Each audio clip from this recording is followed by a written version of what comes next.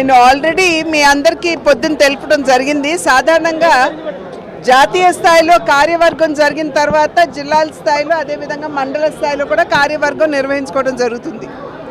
అయితే ఈసారి ఎన్నికలు ఫలితాలు రాగానే వెంటనే పార్లమెంట్ సెషన్ ఉండటం వలన జాతీయ స్థాయిలో కార్యవర్గ సమావేశం నిర్వహించుకోలేకపోయాం.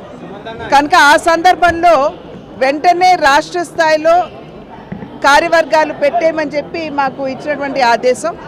దానికి అనుగుణంగా ఇవాళ విస్తృత కార్యవర్గ సమావేశం అంటే మండల స్థాయి దగ్గర నుండి పై నాయకులందరూ ఇవాళ దగ్గర 2500 మంది ఇవాళ ఈ సమావేశానికి హాజరవడం జరిగింది. వారందరినీ కూడా మేము డిజిటల్గా రిజిస్టర్ చేశాము. అందుకని మాకు సంఖ్య కూడా బాగా సరిగ్గా తెలిసినటువంటి నేపథ్యం. అయితే ఈ సమావేశంలో ప్రధానంగా నరేంద్ర మోడీ గారి మీద నమ్మకంతో విశ్వాసంతో మూడవసారి తిరిగి వారికి ప్రధాని అయ్యేటువంటి అవకాశం దేశ ప్రజలు ఇచ్చారు.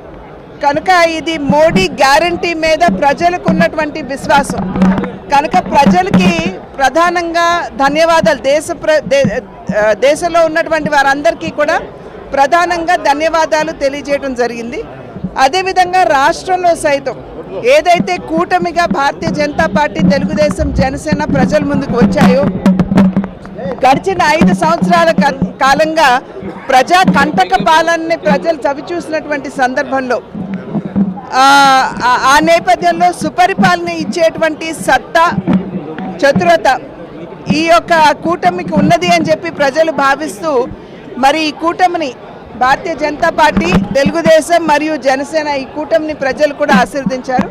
కనుక దాని మీద కూడా ఇవాళ చర్చించడం జరిగింది. అదేవిధంగా కూటమిలో ఉన్నటువంటి సందర్భంలో మనం ప్రజల వద్దకు ఎలా వెళ్ళాలి అని అంటే మాకు కేంద్రం నుండి సహసంఘటన మంత్రి గారు శివప్రకాష్ జీ, అదేవిధంగా అరుణ్ సింగ్ గారు, మరి కేంద్ర మంత్రి గారు అయినటువంటి మురుగన్ గారు వచ్చారు.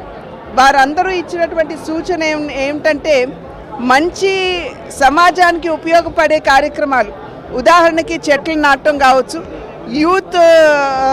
యువమోర్చా ఉన్నట్లయితే ఆటల పోటీలతో కావచ్చు, మహిళలు ఉన్నట్టయితే సెల్ఫ్ హెల్ప్ గ్రూప్స్కి ఏదైనా మంచి కార్యక్రమాలు చేస్తూ కావచ్చు, ప్రజలకి చేరువవుతూ సమాజానికి సేవ చేసే దిశగా. ఎందుకంటే భారతీయ జనతా పార్టీ సేవని నమ్ముకున్నటువంటి పార్టీ, సేవకి పెద్దపీట వేసేటువంటి పార్టీ కాబట్టి ఆ దిశగా అడుగులు వేస్తూ ప్రణాళిక సిద్ధం చేసుకోమని చెప్పి వారు మాకు ఇచ్చినటువంటి సూచన. అదే చెప్పాను కదండి, మంచి సమాజానికి ప్రజలకి ఉపయోగపడేటువంటి కార్యక్రమాలతో ప్రజల వద్దకు వెళ్ళమన్నారు. ఆ విధంగా ఆల్రెడీ ముఖ్యమంత్రి గారు వెళ్ళారు, మాట్లాడారు, 2 రోజులు అక్కడే ఉన్నారు. మరి సానుకూలంగా కేంద్రం కూడా స్పందించింది. పోలవరం నిర్మాణానికి సంబంధించి కూడా అక్కడ చర్చలు జరిగాయి. అదేవిధంగా అమరావతి గురించి కూడా చర్చలు జరిగాయి. రోడ్ల విస్తరణ మీద కూడా చర్చ జరిగింది. అన్ని అంశాల మీద కూడా కేంద్ర ప్రభుత్వం సానుకూలంగా స్పందించడం జరిగింది.